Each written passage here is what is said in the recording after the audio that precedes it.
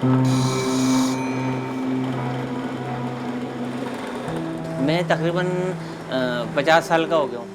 14 साल की उम्र से काम कर रहा हूँ, तो ये माल कहीं जा ही रहा होगा ना तैयार होने के बाद। तो ये तो अल्लाह ताला का ख़जाना है, पता नहीं कहाँ जमा हो रहा है, कहाँ लग रहा है। और ये फिर ज़्यादातर सोने में लगते हैं, ब्रेसलेट है, लॉकेट है, चैन है, ये टॉप जोड़ी है।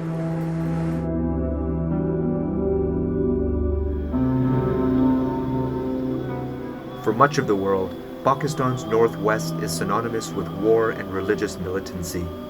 These are the tribal badlands, a place where guns and drugs are currency, but law and order, a rare and precious commodity. And yet, under that tightly packed strata of turmoil, is buried a wealth of history. Here in Peshawar, hidden in the warren of dilapidated workshops of the old city, is one of the world's oldest markets for precious and semi-precious gems. For hundreds of years, rubies and emeralds from Afghanistan, Kashmiri sapphires, Baltistani aquamarine, and dozens of other technicolor crystals have been cut and traded here, feeding the vanity of the world's rich and famous. Now, however, the trade is in crisis. Constant war and instability have chased foreign buyers away. Peshawar itself has been the epicenter of Taliban attacks, with barely a day going by without a bomb blast.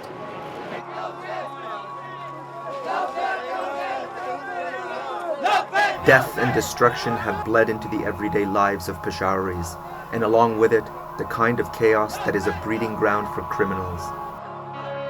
The once vibrant Gem Bazaar has lost its luster, penetrated by drug smugglers, money launderers, and terrorist financiers.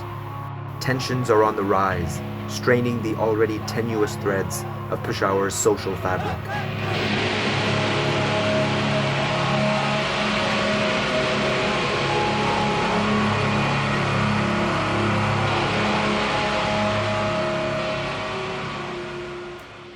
Here in the Gem Bazaar in Peshawar's Namak Mandi district, precious stones smuggled from Afghanistan have become a contentious issue. Rubies from the Jagdaleki mines near Kabul have fallen under Taliban control. Emeralds from the Panjshir Valley are coveted by warlords. Traders and cutters who have operated freely for generations now find themselves in an environment rife with suspicion.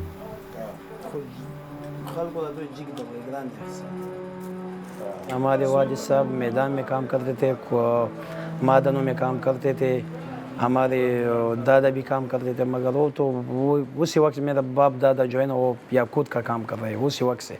हमारे ख़ुद के मादन है जगदलक में। हमारा जो कारोबार था ये वो बाहर मुल्क के लोगों से था। वो जब आते थे यहाँ से पत्थर उठाते थे तो हमारा कारोबार और भी बढ़ जाता था। अब हालात ऐसे है कि बाहर के लोग यहाँ नहीं आते और अल्लाह बेहतर करे कि हालात ठीक हो जाए और हमारा कारोबार यहाँ लोग आए हमारे मुल्क को।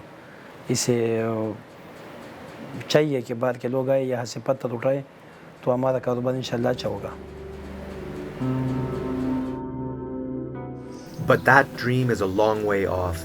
Recapturing the glory days of his father and grandfather means Khyber must first steer through Namak Mandi's increasingly turbulent currents.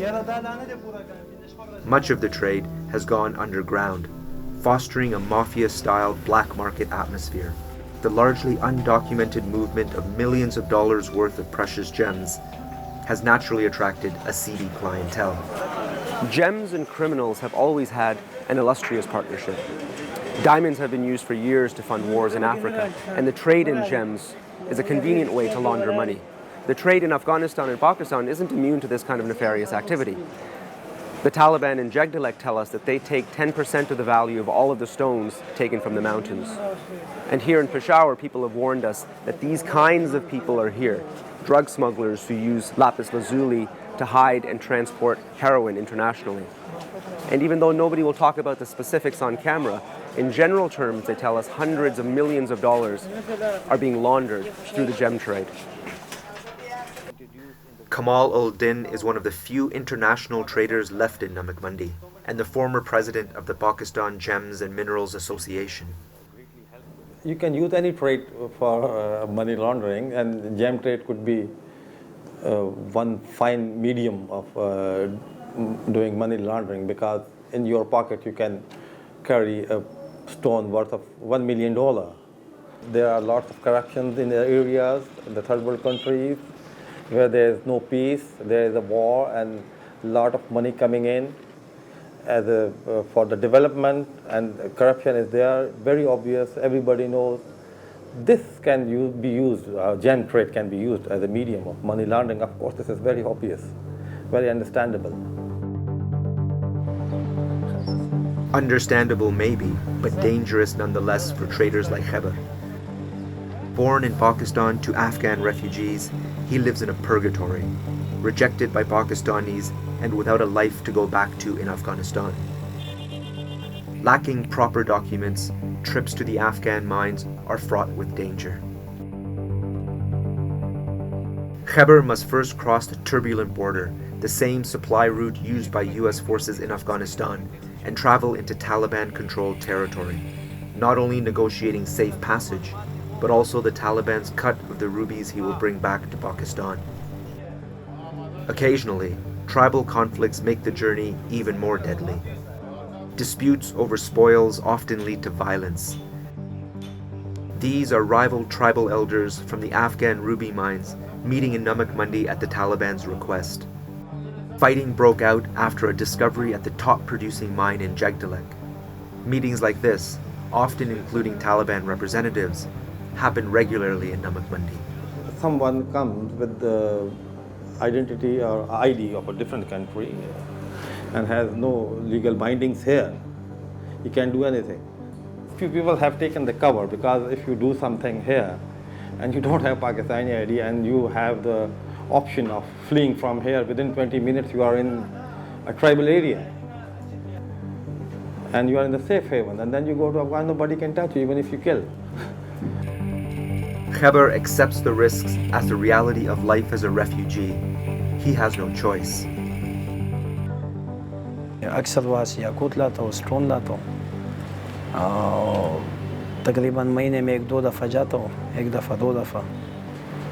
अगर थोड़ा सा वो चेकिंग में गेम होती है, वो भी मुल्क के हालात ऐसे है कि चेकिंग ज़रूरी है कि हो जाए। लोगों को शक की बिना पर उठाते हैं, मगर ये तो हर मुल्क का एक कानून होता है कि वो किसी बाहर वाले आदमी को चेक करे, बगैर पासपोर्ट, बगैर वो चीज़ का जो भी आदमी आते हैं उसे पकड़ते हैं बस। जिसके पास पासपोर्ट नहीं हो, जिसके पास वो कोई कार्ड नहीं हो, तो उसे ले जाते हैं अपने साथ। This is as far as we're able to go with Khyber. Behind me are Pakistan's tribal areas, war-ravaged and increasingly lawless. Cameras and foreign journalists are prohibited from going there. For him, there's no problem crossing over. Coming back, however, poses its own challenges. Khyber will either have to hide the gems he'll be transporting, braving customs and possible confiscation of the gems, or take the long way around through the mountains, where the border patrols can't reach him.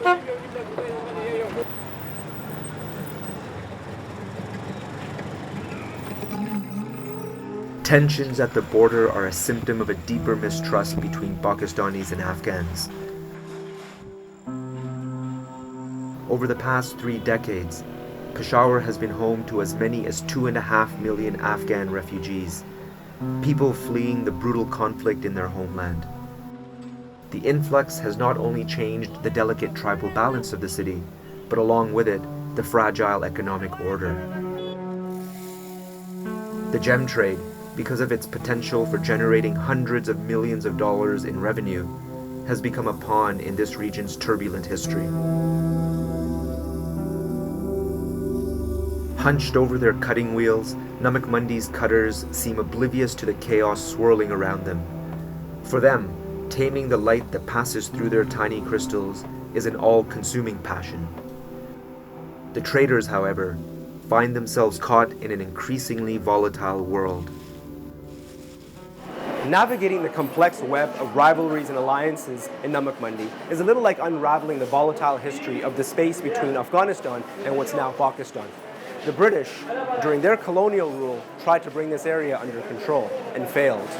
The challenges they faced, political, economic, tribal, remain ever present in Namak Mandi, festering in a crucible of intense jealousies and competition. 30 years of war have also had their toll. Locals say as many as 80% of the cutters and traders here are Afghans, many of whom came over as refugees. The few Pakistanis who remain are angry, blaming their Afghan counterparts for destroying the industry.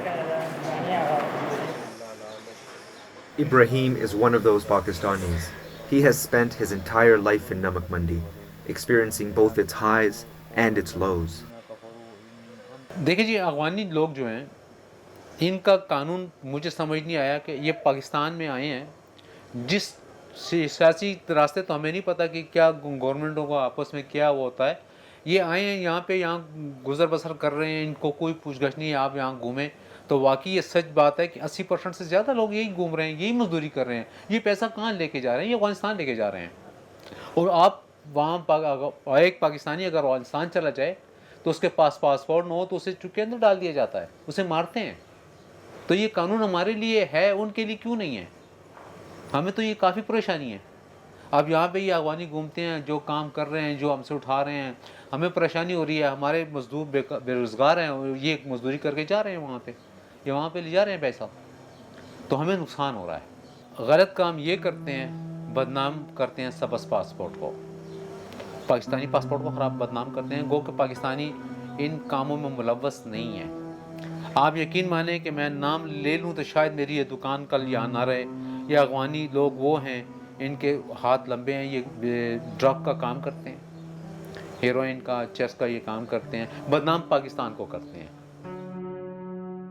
Despite the tensions, Namak Mandi limps forward, its cutters and traders struggling but refusing or unable to give up. For Khyber, trapped in the great game of politics, war and money, the future looks bleak. But it's the dream that drives him, the hope of a future worthy of his trading pedigree. बस मैं तो खुद इतना शौकीन हूँ याकूत का कि मैं सिर्फ याकूत का कारोबार करूँ, याकूत ख़रीदूँ बस, क्योंकि ये मेरे बाप का काम था।